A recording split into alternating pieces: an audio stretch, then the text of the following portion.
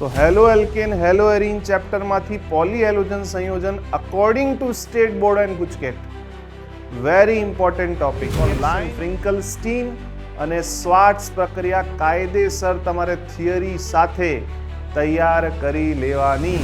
હવે તમે શું વિચાર કરી રહ્યા છો કે જરૂરી થોડી છે કે આ વર્ષે પણ પાછું આનો આ જ પ્રશ્ન પૂછી લે, હે ને? પણ બેઝિકલી જે બીજા ઉપયોગો છે એના ઉપરથી એ પ્રશ્ન પૂછી શકાય છે. હેલો એલ્કેન હેલો એરીન પોલીહેલોજન સંયોજન SN1 પ્રક્રિયા SN2 પ્રક્રિયા કાયદેસર તૈયાર કરવાની છે. આપણે શું જોવાનું છે કે એ જે ટોપિક ઉપરથી પ્રશ્નો પૂછાયા છે એ ટોપિકને આપણે સારી રીતે NCERTમાં જે એક્ઝામ્પલ આપેલા છે એના સિવાયના અમુક જે પ્રશ્નો છે એના સિવાયના જે કન્સેપ્ટ હોય એ આપણે સારી રીતે તૈયાર કરી અને એ ટોપિકને કમ્પ્લીટ કરી લેવા.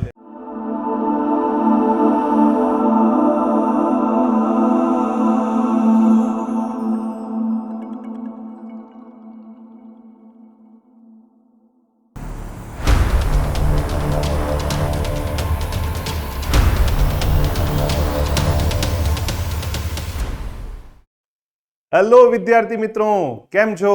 મજામાં? ઉમ્મીદ કરું છું કે તૈયારી બહુ સારી રીતે ચાલી રહી હશે અને આપને જે પ્રશ્નો હું કરાવી રહ્યો છું આપને બહુ સારી રીતે સમજણ પડી રહી હશે. હેલો એલ્કેન હેલો એરીન ચેપ્ટરનો આજે ચોથો દિવસ. તો ચોથા દિવસના આજના પ્રશ્નો ફરીથી હું આપના સમક્ષ લઈને આવી ગયો છું. તો આવો આપણે પ્રેક્ટિસ સ્ટાર્ટ કરીએ. ચલિए ભાઈ, ક્વેશ્ચન નંબર 31. આ પણ બોર્ડમાં ગુજકેટમાં ઘણી વખત પ્રશ્ન પૂછાયેલો છે. બિલકુલ સિમ્પલ રિએક્શન છે કે જ્યારે કોઈ પણ અલ્કાઇલ હેલાઇડ હોય એની પ્રક્રિયા સોડિયમ આયોડાઇડ અને એસિટોન સાથે કરવામાં આવે તો હેલોજન એક્સચેન્જ થઈ, હેલોજન વિસ્થાપિત થઈ ક્લોરીનની જગ્યા ઉપર આયોડીન આવી જાય છે. તો આવી પ્રક્રિયાનું નામ છે ફ્રિન્કલસ્ટીન પ્રક્રિયા, ફ્રિન્કલસ્ટીન રિએક્શન. બરોબર? તો બિલકુલ સિમ્પલ રિએક્શન છે. એટલે આ બે રિએક્શન ફ્રિન્કલસ્ટીન અને સ્વાર્ટ્સ પ્રક્રિયા કાયદેસર તમારે થિયરી સાથે તૈયાર કરી લેવાની. ફ્લોરો સંયોજનો બનાવવાના છે મીન્સ સ્વાર્ટ્સ પ્રક્રિયા, આયોડો સંયોજન બનાવવાનું છે મીન્સ ફ્રિન્કલસ્ટીન પ્રક્રિયા. ચલિए ભાઈ, નેક્સ્ટ ક્વેશ્ચન અગેન પોલીહેલોજન સંયોજન પરથી પૂછાયેલો પ્રશ્ન છે કે કયા પોલીહેલોજન સંયોજનનો ઉપયોગ ફ્રિયોન પ્રશીતક R22 ના ઉત્પાદનમાં થાય છે? છે કે ભાઈ? આ પ્રશ્ન સ્ટેટ બોર્ડ 2024માં આ પ્રશ્ન પૂછાયેલો હતો. પોલીહેલોજન સંયોજનનો આ પ્રશ્ન છે. NCERT ની લાઈનો તમારા સામે અહીંયા હું પેશ કરી રહ્યો છું. તો ધ્યાનથી જુઓ. રાસાયણિક રીતે ક્લોરોફોર્મનો ઉપયોગ ચરબી, આલ્કેલોઇડ, આયોડીન અને અન્ય પદાર્થોના દ્રાવક તરીકે થાય છે. और પછી લખેલું છે કે હાલમાં ક્લોરોફોર્મનો મુખ્ય ઉપયોગ ફ્રિયોન પ્રશીતક R22 ના ઉત્પાદનમાં થાય છે. ઠીક હે? સો કયા પોલીહેલોજન સંયોજન માટે આનો ઉપયોગ આપેલો છે? ક્લોરોફોર્મ. તો આપણા પાસે જે જવાબ છે એ તો બિલકુલ સિમ્પલ છે. હવે તમે શું વિચાર કરી રહ્યા છો કે જરૂરી થોડી છે કે આ વર્ષે પણ પાછું આનો આ જ પ્રશ્ન પૂછી લે, હે ને? પણ બેઝિકલી જે બીજા ઉપયોગો છે એના ઉપરથી એ પ્રશ્ન પૂછી શકાય છે. જેમ કે અમુક શબ્દો તમે ધ્યાન દો અહીંયા કે નિશ્ચેતક તરીકેનો ઉપયોગ, ઠીક હે? પછી અહીંયા એવું લખેલું છે કે ક્લોરોફોર્મની બાષ્પ જ્યારે શ્વાસમાં જવાથી ચેતાતંત્ર નિર્બળ બને. પ્રતિ 10 લાખ ભાગમાંથી 900 ભાગ ક્લોરોફોર્મ ધરાવતી હવા બહુ ઓછા સમય સુધી શ્વાસમાં જાય તો ચક્કર આવે, થાક લાગે, માથાનો દુખાવો થાય. જેમ કે કેમિસ્ટ્રી ભણવાથી એ માથાનો દુખાવો થાય. બરોબર? પછી આવી જ રીતે એક અગત્યની વસ્તુ એ છે કે ક્લોરોફોર્મને લાંબા સમય સુધી સંપર્કમાં આવે તો યકૃત, જ્યાં ક્લોરોફોર્મ ફોસ્જીનમાં ચયાપચય પામે છે અને કિડનીને નુકસાન પહોંચાડે છે. So this is very important question કે જે ક્લોરોફોર્મ છે એ ક્લોરોફોર્મનું ચયાપચય યકૃતમાં કયામાં થઈ જાય? ફોસ્જીન. ફોસ્જીન એટલે કાર્બોનિલ ક્લોરાઇડ. આનું બંધારણ કંઈક આવી રીતનું હોય છે. ઓર ક્લોરોફોર્મમાં આ પણ પ્રશ્ન એવો આવતો હોય છે કે જે ક્લોરોફોર્મ હોય ને એને ડાર્ક કલરની ઘેરા રંગની બોટલમાં સંગ્રહિત કરીને રાખવામાં આવે છે.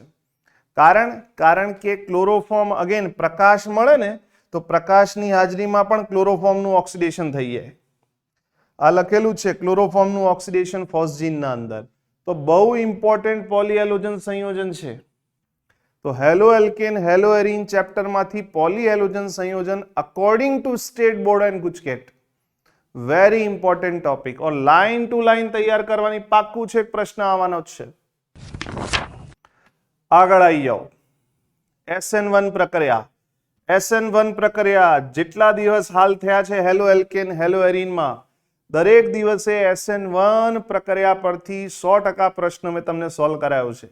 SN1 પ્રક્રિયા માટે એક જ નિયમ છે, ક્રિયાશીલતા કાર્બોકેટાયન સ્થાયીપણના સમપ્રમાણમાં.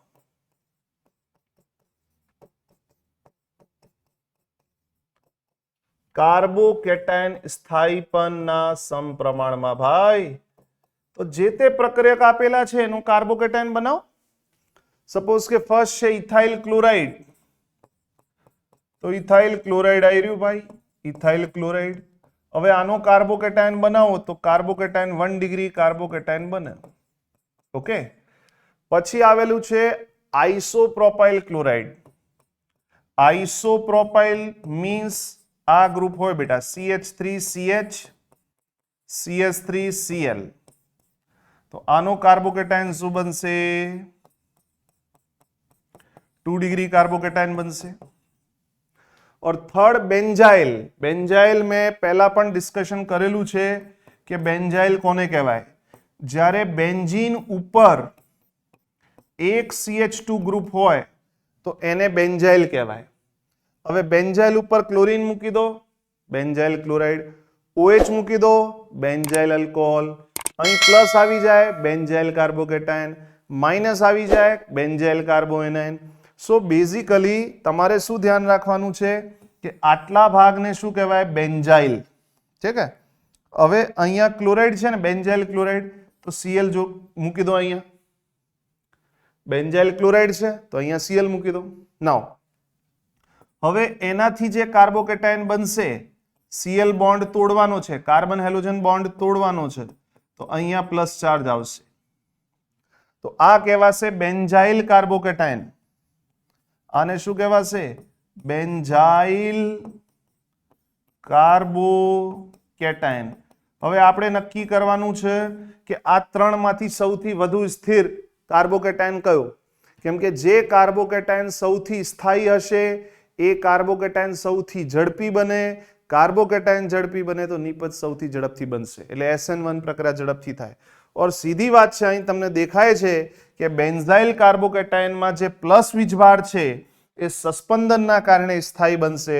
કેમ કે અહીંયા કન્ડિશન જુઓ તમે ધ્યાનથી, પ્લસ સિગ્મા પાઈ. તો આ જે પાઈ બોન્ડ છે, આ જે પાઈ બોન્ડ છે એના ઇલેક્ટ્રોન સસ્પંદનમાં ભાગીદારી કરે નહીં. ભલે આ 1 ડિગ્રી કાર્બોકેટાયન છે, બેન્ઝાઇલ કાર્બોકેટાયન 1 ડિગ્રી છે, પણ છતાંય સ્થાયી કાર્બોકેટાયન છે due to resonance, due to સસ્પંદન. હે ને? તો પ્લસ સિગ્મા પાઈ, અગેન આ પાઈ બોન્ડ ઉપર જશે.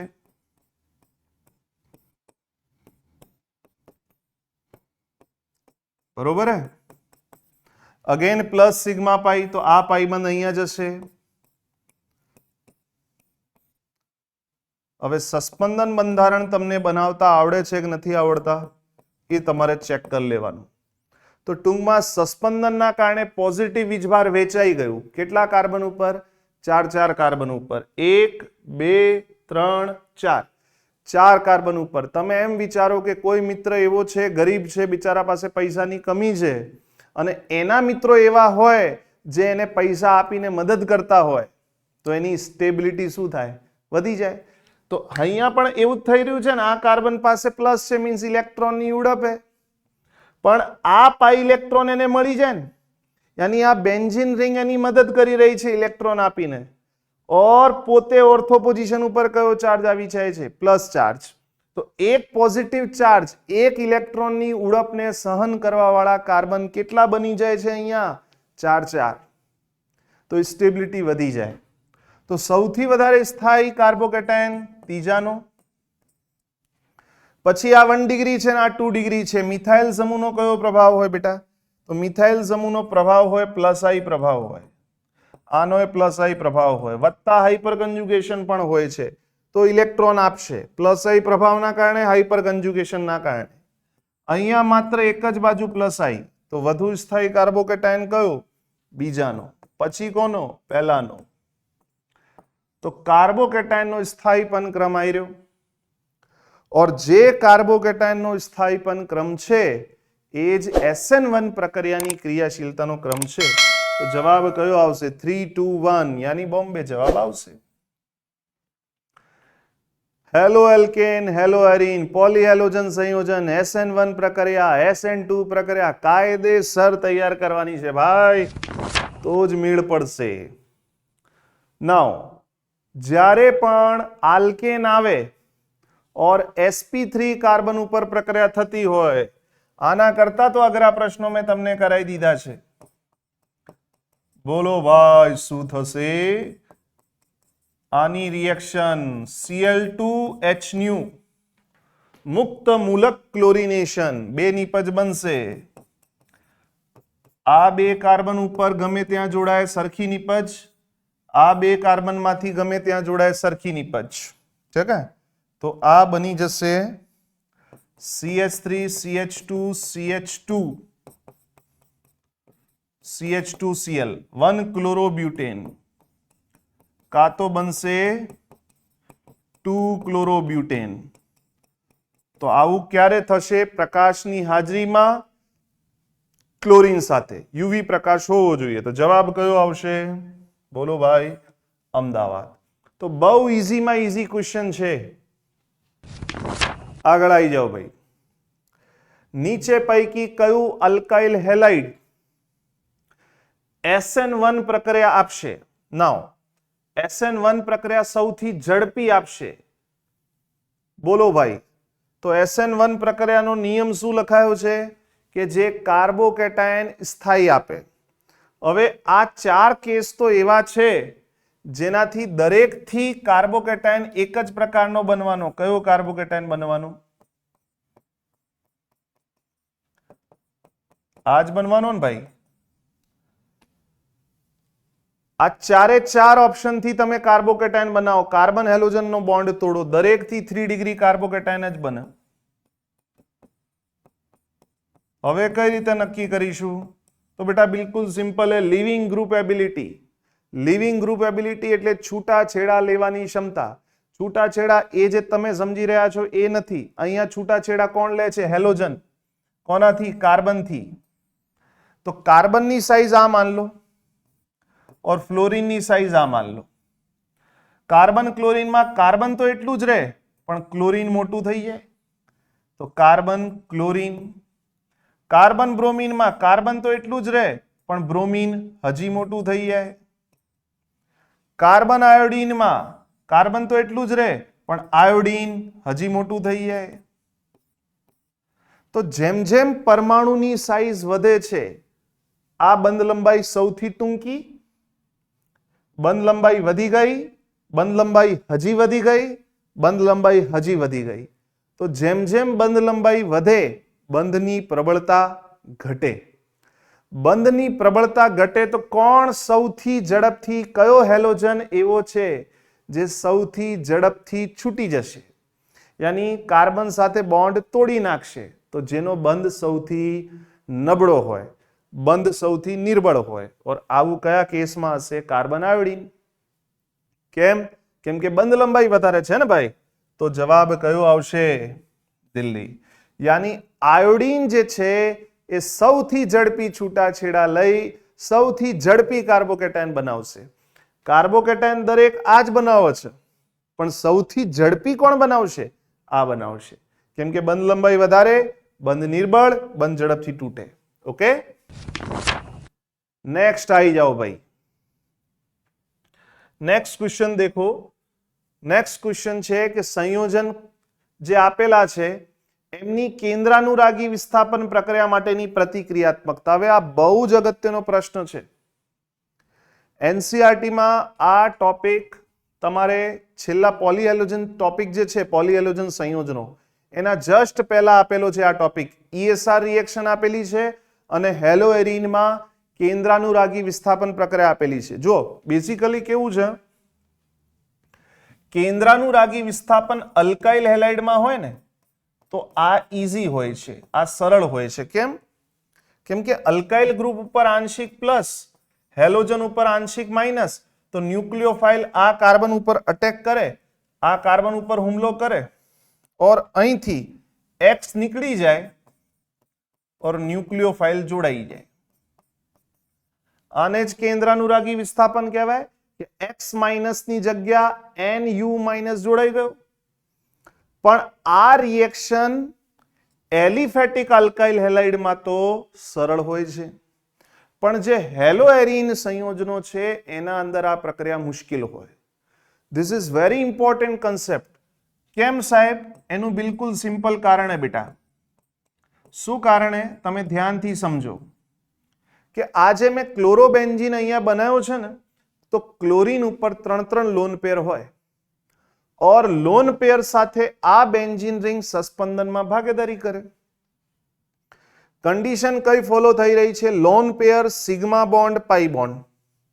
તો આ લોન પેર જશે નીચે, આ પાઈ બોન્ડ આવશે આગળ. તો એના કારણે સસ્પંદન બંધારણ કેવું બનશે? જેમાં કાર્બન અને ક્લોરીન વચ્ચે આવી જશે આંશિક દ્વિબંધ. આવું બની જશે. જ્યાં પાઈ બોન્ડ ગયો ત્યાં માઇનસ ચાર્જ, જ્યાં લોન પેર ગયો ત્યાં ડબલ બોન્ડ. એટલે તમે આ ધ્યાનથી સમજો કે કાર્બન ક્લોરીન વચ્ચે સસ્પંદનના કારણે ત્યાં બંધ ક્રમાંક વધી જાય છે. જે સિંગલ બોન્ડ છે એ ડબલ બોન્ડમાં ફેરવાઈ જાય છે.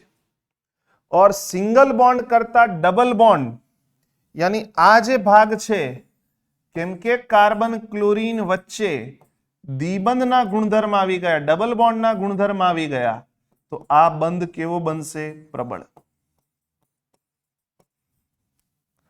તો આ કાર્બન ક્લોરીન બોન્ડને તોડવું, એનું તૂટવું કેવું બને? મુશ્કેલ.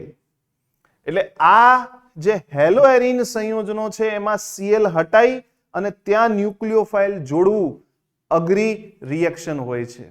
એટલા માટે તમે ચોપડીમાં જો ધ્યાનથી, ત્યાં આ જે ક્લોરોબેન્ઝીન સાથે NaOH ની પ્રક્રિયા આપેલી છે અને છેલ્લે ફિનોલ બનાવે છે, તો ત્યાં કન્ડિશનમાં 623 કેલ્વિન જેટલું તાપમાન और બહુ 300 ATM જેટલું દબાણ, H+ ઉદ્દીપક. તો આ કોઈ સામાન્ય પરિસ્થિતિમાં પ્રક્રિયા નથી થતી. આ બહુ વિષમ પરિસ્થિતિ છે, બહુ અઘરી પરિસ્થિતિ છે જેમાં રિએક્શન થઈ રહી છે. એનો મતલબ 100% છે કે કાર્બન અને ક્લોરીન વચ્ચેનો જે બોન્ડ છે એ બહુ પ્રબળ છે. તે સરળતાથી OH- દ્વારા વિસ્થાપિત થતો નથી. और એનું બિલકુલ સિમ્પલ રીઝન આ છે કે કાર્બન ક્લોરીન વચ્ચે આંશિક દ્વિબંધ આવે. કયો ગુણધર્મ કહેવાય એને? આંશિક દ્વિબંધ ગુણધર્મ. આંશિક દ્વિબંધ ગુણધર્મ, જેના કારણે બોન્ડ બની ગયો મજબૂત.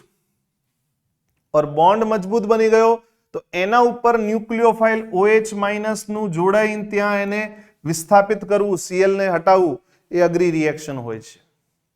પણ જેમ જેમ તમે ચોપડીમાં જો ત્યાં રિએક્શન આપેલી હશે, જો ચોપડી તમે લઈને બેઠા છો તો ત્યાં ધ્યાનથી જુઓ કે જેમ જેમ NO2 ગ્રુપ જોડવામાં આવે છે, તો NO2 ગ્રુપ જોડવાની સાથે ક્રિયાશીલતા વધે છે, તાપમાન ઘટે છે.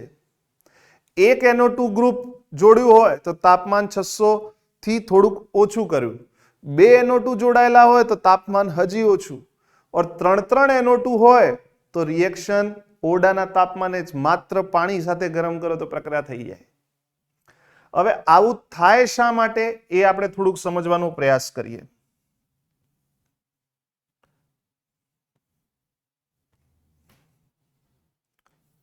જો ભાઈ,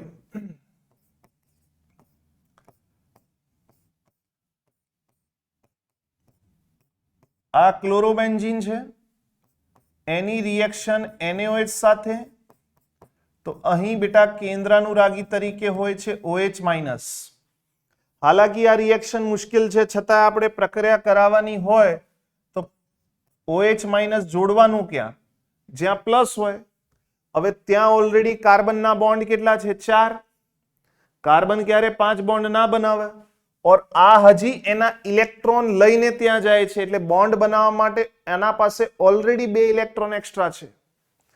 તો આ શું થશે બેટા કે જ્યારે આ OH- આ કાર્બન ઉપર હુમલો કરશે, જે કયો વીજભાર ધરાવે છે? પ્લસ. તો આ પાઈબંધ ખસીને આગળ વધી જશે ઓર્થો પોઝિશન ઉપર, જેના કારણે આપણા પાસે કંઈક મધ્યવર્તી આવું બનશે. જો આ પાઈ બોન્ડ અહીંયા આવ્યો ને, તો કયો ચાર્જ આવે? અહીંયા માઇનસ. ઓર અહીંયા ક્લોરીન સાથે જોડાઈ કોણ ગયું છે? OH, ન્યુક્લિયોફાઇલ. નાઉ આ પ્રક્રિયાનો મધ્યવર્તી છે. આ સ્ટેપ બહુ અગત્યની છે. અહીંથી OH- આવે, પેલા કાર્બન ઉપર હુમલો કરે, પાઈ બોન્ડ આગળ ખસે, તો ત્યાં માઇનસ ચાર્જ આવે. હવે માઇનસ ચાર્જ જે છે એ સસ્પંદનમાં ભાગીદારી કરે. માઇનસ ચાર્જ અહીંયા, પાઈ બોન્ડ અહીંયા જશે, તો આ સસ્પંદનના કારણે માઇનસ ચાર્જ પેરા પોઝિશન ઉપર આવી જશે. પાછો આ માઇનસ ચાર્જ અહીંયા જશે, ધ્યાનથી જુઓ, માઇનસ અહીંયા, પાઈ બોન્ડ અહીંયા, તો અગેન માઇનસ ચાર્જ ઓર્થો ઉપર, અહીંયા Cl और અહીંયા OH. તો આ પ્રકારનો મધ્યવર્તી. ઓર છેલ્લે શું થાય બેટા કે જો આ હું માઇનસ ચાર્જ અહીંયા લઈ આવું તો અગેન આ Cl છૂટો પડી જશે, Cl નીકળી જશે, और આપણા પાસે ફિનોલ બની જશે.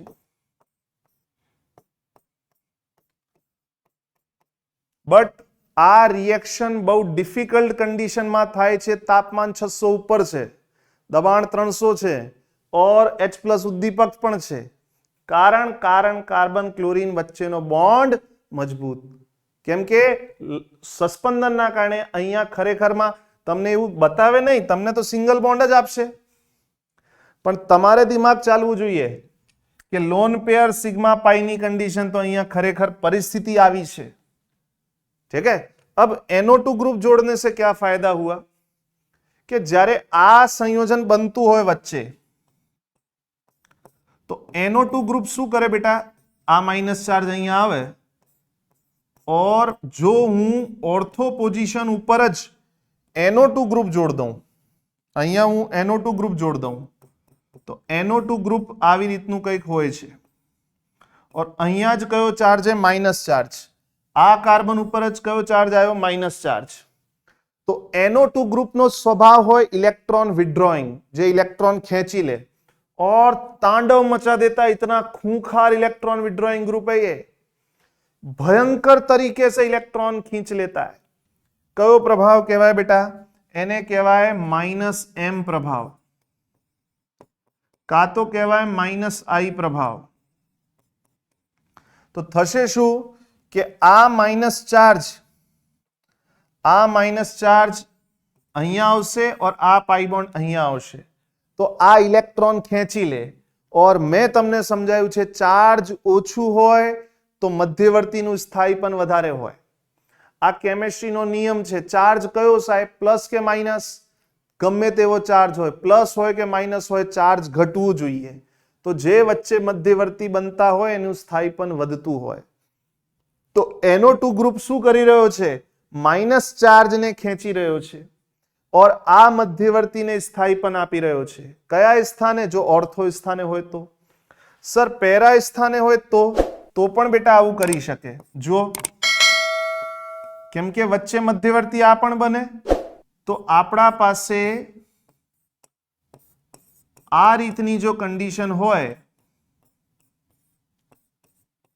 और અહીંયા માઇનસ ચાર્જ હાજર હોય, જેમ કે અહીંયા પેરા પોઝિશન ઉપર NO2 જોડ દઉં, તો અગેન શું થશે? માઇનસ ચાર્જ અહીંયા આવશે, और પાઈ બોન્ડ અહીંયા આવશે. અગેન NO2 નો કયો પ્રભાવ? -I કાં તો -I હોય અને -M પ્રભાવે હોય. ટૂંકમાં જે મધ્યવર્તી આ બની રહ્યું છે એના ઉપર હાજર માઇનસ ચાર્જને ખેંચવાનું કામ કરી રહ્યો છે કોણ? NO2. તો જે મધ્યવર્તી હોય એનું સ્થાયીપનમાં શું થશે? વધારો. और જ્યારે મધ્યવર્તી સ્થાયી બનશે તો ક્લોરોબેન્ઝીન ઝડપથી વિસ્થાપન પ્રક્રિયામાં ભાગીદારી કરશે. તમે એક સાદો કન્સેપ્ટ એમ પણ વિચારી કરી શકો કે જે ક્લોરોબેન્ઝીન છે બેટા, તમે એમ પણ વિચારો કે ક્લોરોબેન્ઝીન જે છે એના પાસે 6 પાઈ ઇલેક્ટ્રોન છે, 6 પાઈ ઇલેક્ટ્રોન, और ઇલેક્ટ્રોન ઉપર તમે માઇનસ ચાર્જ જોડી રહ્યા છો, આ માઇનસ ચાર્જ જોડી રહ્યા છો, यानी જ્યાં ઇલેક્ટ્રોન છે ત્યાંય માઇનસ છે. ઇલેક્ટ્રોન મીન્સ કયો વીજભાર? Minus charge. OH માઇનસ આવે છે એ કયો ચાર્જ? Minus charge. તો આ તો વિરુદ્ધ થઈ ગયું પ્રકૃતિના, કે માઇનસના સામે માઇનસ જોડો છો તો ક્રિયાશીલતા આમે ઘટવાની છે. આ પસંદ નહીં કરે અહીંયા આવવાનું, આના ઉપર જોડાવાનું, કેમ કે માइनस ने तो શું पसंद હોય? प्लस. ये दुनिया का नियम है भैया. अब मैं क्या कर रहा हूं? मैं इस पे NO2 जोड़ रहा हूं. अगर मैं इस पे NO2 जोड़ूं तो NO2 क्या करेगा? इलेक्ट्रॉन को खींच लेगा. तो इधर से इलेक्ट्रॉन खींचाता है, OH माइनस उधर जल्दी से जोड़ाता है. एक NO2 हजी जोड़ दूं तो हजी एना ઉપરથી ઇલેક્ટ્રોન ખેંચાય તો આ OH માઇનસ ને હજી આક્રમણ કરવામાં, હુમલો કરવામાં સરળતા રહે. હજી હું અહીંયા જો NO2 જોડ દઉં ઓર્થો ઉપર તો હજી એના ઉપરથી ઇલેક્ટ્રોન ખેંચાય, OH માઇનસ નો હુમલો ઝડપી બને. કેમ કે NO2 ગ્રુપ આ ક્લોરોબેન્ઝીન થી ઇલેક્ટ્રોન ખેંચી નાખે તો OH માઇનસ નો હુમલો એના ઉપર સહેલો બનશે, સરળ બનશે. બાકી આ જેને સસ્પંદન આવડતું હશે એ જ વિદ્યાર્થી મિત્રને આ ખબર પડી હશે, જેને સસ્પંદન ના આવડતું એને ખબર નહીં પડી હોય. તો આપણા પાસે જે ક્વેશ્ચન આપેલો છે એના પ્રમાણે ક્રિયાશીલતા સૌથી વધારે કોની? તો તમે સમજો કે 3 NO2 છે, અહીં એક જ છે, પેલામાં એકે નથી. તો 3, 2, 1 यानी સૌથી ઝડપી પ્રક્રિયા કોણ કરશે? દિલ્હી. और તમે ચોપડીમાં જો જ્યારે 3 NO2 જોડાયેલા છે ક્લોરોબેન્ઝીન સાથે તો ત્યાં લખેલું છે માત્ર ગરમ કરો પાણી સાથે. એક NO2 જોડાયેલું છે તો તાપમાન સહેજ ઓછું છે 600 કરતા, પણ જ્યારે NO2 છે જ નહીં, ક્લોરોબેન્ઝીન જ છે, તો સૌથી વધારે તાપમાન, સૌથી વધારે દબાણ H+ ઉદ્દીપક, મીન્સ એની ક્રિયાશીલતા ઓછી. આ NCERT માં આપેલો બહુ જ અગત્યનો કન્સેપ્ટ છે કે ભાઈ. चलिए आगे आ जाओ. अगेन ब्रोमोब्यूटेनના 4 સમઘટકો છે. આ પ્રશ્ન લખાણ સંબંધિત પ્રશ્નમાં ક્યાંક આપેલો છે. બ્રોમોબ્યુટેનના 4 સમઘટકો આપેલા છે, એમાં SN1 પ્રક્રિયા માટે ક્રિયાશીલતા નક્કી કરવાની છે. SN1 માટે પ્રક્રિયા જ્યારે પણ ક્રિયાશીલતા આવે તો સૌથી પહેલા શું બનાવી દેવાનું? કાર્બોકેટાયન. બોલો ચોથાથી કાર્બોકેટાયન 3 ડિગ્રી. આ 3 ડિગ્રી ચોથાથી. બીજાથી કાર્બોકેટાયન, બીજાથી કાર્બોકેટાયન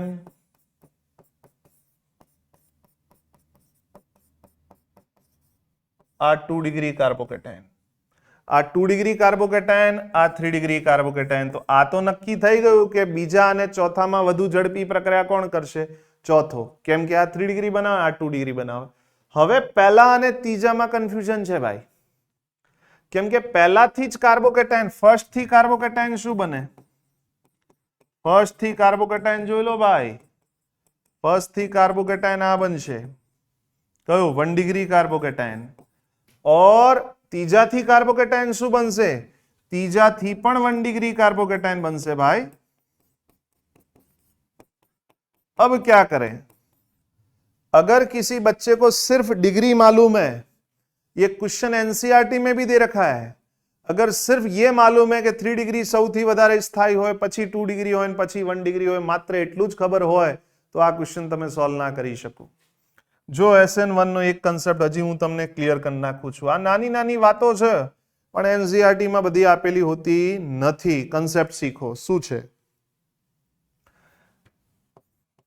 આપણા પાસે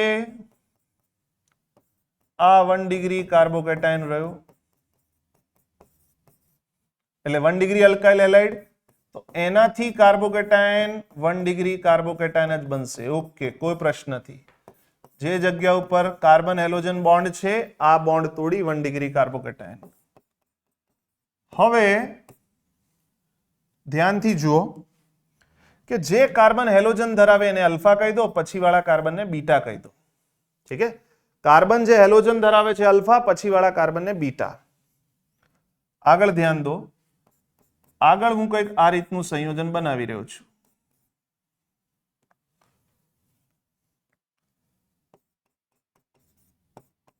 આ બ્રોમોબ્યુટેનનો જ સમઘટક છે. તો આ અલ્ફા કાર્બન જે હેલોજન ધરાવે, પછીનો કાર્બન બીટા કાર્બન. ઠીક છે? હજી હું એક કામ કરું,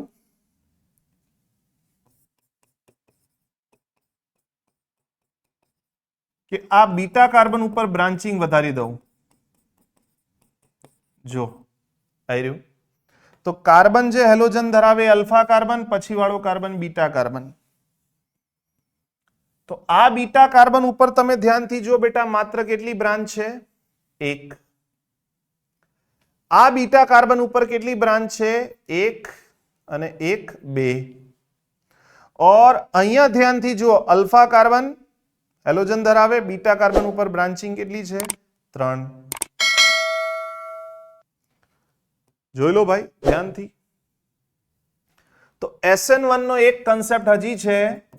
SN1 માટે ધ્યાન રાખો કે જ્યારે બીટા બ્રાન્ચિંગ વધે, બીટા બ્રાન્ચિંગ, બ્રાન્ચિંગ મીન્સ શાખા, બીટા શાખા વધે ત્યારે SN1 માટે ક્રિયાશીલતા વધે છે ભાઈ. ક્રિયાશીલતા વધે. કેમ કે જ્યારે બીટા બ્રાન્ચિંગ વધતી હોય ને, તો એવો સંયોજન બેટા કાર્બોકેટાયન ઝડપથી બનાવશે. યાની આ બે ના અંદર કમ્પેર કરું તો ઝડપથી કાર્બોકેટાયન કોણ બનાવશે? જેમાં બીટા બ્રાન્ચિંગ વધારે હોય. કેમ કે બાળકને કન્ફ્યુઝન શું થાય કે ભાઈ ડિગ્રી તો બંને જગ્યા 1 ડિગ્રી છે, અહીંયા 1 ડિગ્રી છે ને અહીંયા 1 ડિગ્રી છે, તો સ્થાયી કયું? હવે સ્થાયી પણ નક્કી કરતા પહેલા અહીંયા એ જોવું પડશે કે કોણ ઝડપથી કાર્બોકેટાયન બનાવે. તો ઝડપથી કાર્બોકેટાયન કોણ બનાવશે? જેમાં બીટા બ્રાન્ચિંગ વધારે હોય. તો આના કરતા એમાં બીટા બ્રાન્ચિંગ વધારે, તો આ ઝડપથી કાર્બોકેટાયન બનાવે. ઓર આના કરતા આ સંયોજનમાં બીટા બ્રાન્ચિંગ વધારે, તો ભલે આ કાર્બોકેટાયન 1 ડિગ્રી જ બન્યું. હા, આ બ્રોમોબ્યુટેનનો સમઘટક નથી, આમાં તો કાર્બન વધી ગયા ને, એને બ્રોમોબ્યુટેનનો સમઘટક ના કહેવાય, પણ આ બીટા બ્રાન્ચિંગનો એક એક્ઝામ્પલ બને. ટૂંકમાં હું તમને એમ સમજાવી રહ્યો છું કે જેમ જેમ બીટા બ્રાન્ચિંગ વધે, બીટા કાર્બન ઉપર શાખા વધશે, SN1 માટે ક્રિયાશીલતા વધશે, એટલું તમારે યાદ રાખવાનું. ઠીક છે? તો આ 1 ડિગ્રી છે, તો 3 માં કાર્બોકેટાયન તો 1 ડિગ્રી, 1 ડિગ્રી, 1 ડિગ્રી, 1 ડિગ્રી, પણ અહીં બીટા બ્રાન્ચિંગ માત્ર 1, અહીં બીટા બ્રાન્ચિંગ 2, અહીં બીટા બ્રાન્ચિંગ 3. તો આ કાર્બોકેટાયન સૌથી ઝડપી બનશે. પણ ઓપ્શનમાં આપણે આ તો છે જ નહીં, આ તો સમઘટક જ નથી બ્રોમોબ્યુટેનનો, કેમ કે એમાં તો કાર્બન જ 5 છે. હવે રહ્યા આ બે, તો આ બે માં બીટા બ્રાન્ચિંગ અહીંયા વધારે છે, તો SN1 માટે ક્રિયાશીલતા એની વધારે હશે. તો જુઓ, સૌથી ઝડપી આવશે 4th, 4th પછી આવશે બેટા 2nd, કેમ કે આ 3 ડિગ્રી, આ 2 ડિગ્રી, આ બે ના લીધે બને 1 ડિગ્રી, પણ અહીંયા 1 ડિગ્રીમાં બીટા બ્રાન્ચિંગ ઓછી, ઓર અહીંયા 1 ડિગ્રીમાં બીટા બ્રાન્ચિંગ વધારે. બીટા બ્રાન્ચિંગ વધારે, SN1 માટે ક્રિયાશીલતા વધારે, કાર્બોકેટાયન ઝડપથી બનાવશે. 3 પછી કોણ આવશે? ફર્સ્ટ. તો 4 2 3 1, 4 2 3 1, जवाब कयो आवશે भाई? दिल्ली. तो SN1 का एक नया कंसेप्ट आपको मिल गया કે SN1 પ્રક્રિયામાં એ પણ જોવાનું છે કે જ્યારે કાર્બોકેટાયનની ડિગ્રી સરખી હોય અને બીટા બ્રાન્ચિંગમાં ફેરફાર હોય તો જ્યાં બીટા બ્રાન્ચિંગ વધારે હશે ત્યાં SN1 માટે ક્રિયાશીલતા વધારે હશે.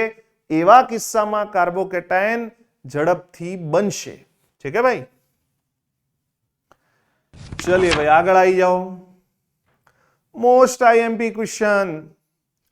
बच्चे अक्सर इस क्वेश्चन में गलती करते हैं. भूल होने के पूरे पूरे चांस हैं. CH3I plus Mg. CH3I Mg dry ether શુષ્ક ઈથરની હાજરીમાં પ્રક્રિયા. આ રિએક્શનમાં બિલકુલ સિમ્પલ है. કાર્બન આયોડીન વચ્ચેનો બોન્ડ તોડી દો બેટા. આ ઈથર છે तो कार्बन आयोडीन नो बॉन्ड तोड़ी वच्चे मैग्नीशियम फंसाई दो. यानी मैग्नीशियम को भैया ये फंसा लेगा. चल फंसा लिया. ओके, ये मैग्नीशियम को फंसा लिया. आज संयोजन बन्यो छे मिथाइल मैग्नीशियम आयोडाइड. एने कहेवाय छे ग्रिग्नार्ड रिएजेंट. ग्रिग्नार्ड प्रक्रियक. ગ્રિગ્નાર્ડ પ્રક્રિયકનું સામાન્ય સૂત્ર શું હોય? RMgX. આ ગ્રિગ્નાર્ડ પ્રક્રિયકનું સામાન્ય સૂત્ર હોય. और તમે કહો ભાઈ કે અલ્કાઇલ ગ્રુપમાં કોણ આવે? કાર્બન. તો કાર્બન અને મેગ્નેશિયમમાં વિદ્યુત ઋણતા કોની વધારે હોય? કાર્બન અને મેગ્નેશિયમમાં વિદ્યુત ઋણતા કોની વધારે હોય? કાર્બનની. વિદ્યુત ઋણતા એટલે ઇલેક્ટ્રોનેગેટિવિટી.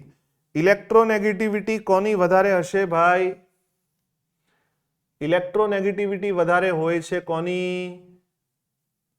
કાર્બનની. કેમ? કેમ કે ભાઈ તમે જાતે નક્કી કરો. કાર્બન શું છે? અધાતુ. और મેગ્નેશિયમ શું છે? ધાતુ. તો ઇલેક્ટ્રોનેગેટિવિટી એટલે ઇલેક્ટ્રોન ખેંચવાની ક્ષમતા. મીન્સ હું એવું કહું કે કાર્બન અને મેગ્નેશિયમનો બોન્ડ છે और અહીં બે ઇલેક્ટ્રોન હોય તો આ બે ઇલેક્ટ્રોન વધારે કોણ ખેંચશે? કાર્બન. એને જ કહેવાય ને વિદ્યુત ઋણતા વધારે. ઇલેક્ટ્રોન ખેંચવાની તાકાત. તો આ બંને ઇલેક્ટ્રોન વધુ ખેંચાશે કોની તરફ? કાર્બનની તરફ. તો એના ઉપર શું આવશે? આંશિક માઇનસ. और મેગ્નેશિયમ ઉપર શું આવશે? પ્લસ. તો જ્યારે બોન્ડ તૂટશે તો કાર્બન ઉપર માઇનસ और મેગ્નેશિયમ ઉપર પ્લસ. હું તમને એ સમજાવવા માંગુ છું કે આ બોન્ડ જ્યારે ગ્રિગ્નાર્ડ બની ગયો और ગ્રિગ્નાર્ડ બન્યા પછી જ્યારે બોન્ડ તૂટશે તો આ બંને ઇલેક્ટ્રોન કાર્બન ઉપર તો શું બનશે બેટા? CH3 minus. यानी कार्बोएनायन बनसे. यानी ग्रिग्नार्ड रिएजेंट कोई पण होय ए ग्रिग्नार्ड रिएजेंट कोनो स्त्रोत होय? कार्बोएनायन नो. It is a source of carbanion. कोण? Grignard reagent. तो आपड़ा पासे पण CH3IMG साथे तो सौथी पहला आ बनी गयुं और एनाथी केम के कार्बन नी विद्युत ऋणता वधारे बंने इलेक्ट्रॉन खेंची ले तो कार्बोएनायन बनी गयुं. हवे कोना साथे प्रक्रिया? आ बनी गयुं छे Y. This is your Y. ये आपका Y है भैया. ठीक है, आ Y छे.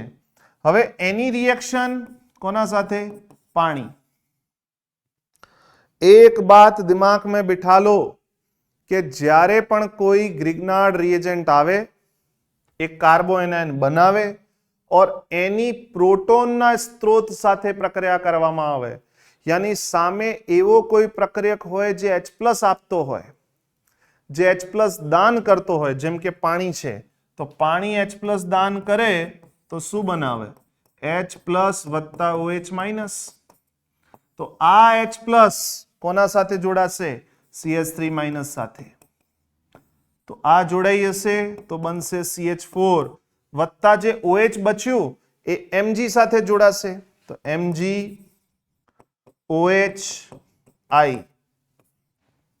यानी कई गैस बनसे भैया? Methane gas. मिथेन गैस એટલે ઓપ્શન કયો સાચો? બોમ્બે. પણ જરૂરી થોડી છે તમને પાણી જ આપે. પાણીની જગ્યા ફેરવી નાખે. પાણીની જગ્યા તમને કોઈ પણ પ્રોટોનનો સ્ત્રોત આપી દે બેટા. અમોનિયા આપી દે, અલ્કાઇન આપી દે, HCl આપી દે, HNO3 આપી દે, H2SO4 આપી દે, નહીં, અલ્કોહોલ આપી દે, આલ્કોહોલ આપી દે તો પણ આ H+ ગુમાવે. તો જ્યારે પણ ગ્રિગ્નાર્ડ રિએજન્ટ હોય RMgX, એનાથી તો ઓલવેઝ કાર્બોએનાયન બનાવો. કાર્બોએનાયન બનાવ્યા પછી જો સામે પ્રોટોન એટલે કે H+ મુક્ત કરવા વાળો પ્રક્રિયક હોય તો H+ અને એક કાર્બોએનાયન ને જોડી દો. જો એને H+ મળી જાય ને તો અહીંયા જોડાઈ જાય તો RH आल्केन निपज મળશે. ये भूल होती है, बहुत इंपॉर्टेंट क्वेश्चन है ये. चलिए भाई આગળ આવી જાઓ. નેક્સ્ટ, હેલો એલ્કેન માં આપેલી એક બહુ અગત્યની પ્રક્રિયા વુડ્સ રિએક્શન. વુડ્સ રિએક્શન માં નિપજ શું બનાવવાનું છે? તો જે અલ્કાઇલ હેલાઇડ હોય RX સોડિયમ સાથે પ્રક્રિયા XR. ચલિए ભાઈ, ઈથરની હાજરીમાં NX ગાયબ કર દો, 2NX. તો RR અલ્કાઇલ ગ્રુપ જોડાઈ જશે, પ્લસ 2NX બાદ થાય. ઠીક હે? તો અહીંયા કાર્બન ઉપર, વચ્ચે વાળા કાર્બન ઉપર ક્લોરીન જોડાયેલો છે. और અહીંયા જ બેટા આવા બે અણુઓ, જો અહીંયા ભલે એક લખેલું હોય પણ 1 મોલ હોય. 1 મોલ મીન્સ સંખ્યા 6.022 ગુણ્યા 1023. તો એના જેવા બે અણુઓ લઈ લેવાના. જો આ રીતે જોડી લો, ક્લોરીન, સોડિયમ, અગેન આના જ જેવો બીજો મોલિક્યુલ 2 क्लोरोप्रोपेन. ठीक है, आ जोड़ी लियो. ये 2 NaCl गायब कर दो. तो आनाथी जे निपज मळशे ए कंईक आवी हशे.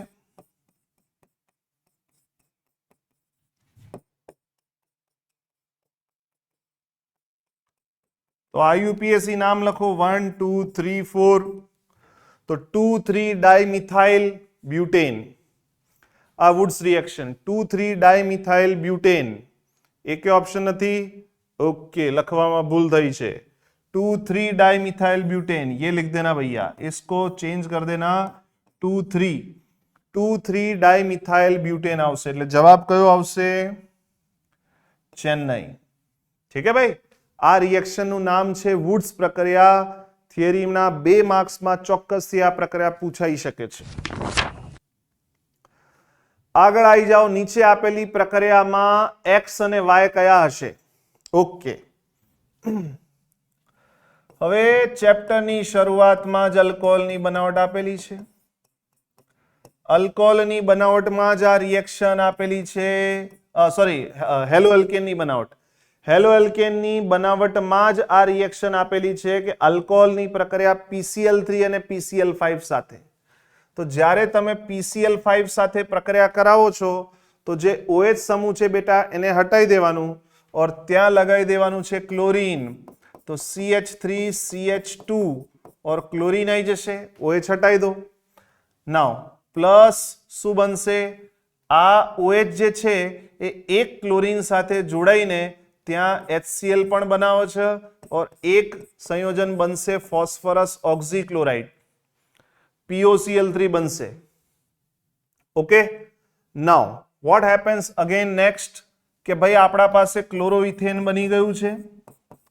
હવે આ ક્લોરોઇથેનની રિએક્શન જો કોના સાથે કરાવવામાં આવે છે? અલ્કોહોલિક KOH.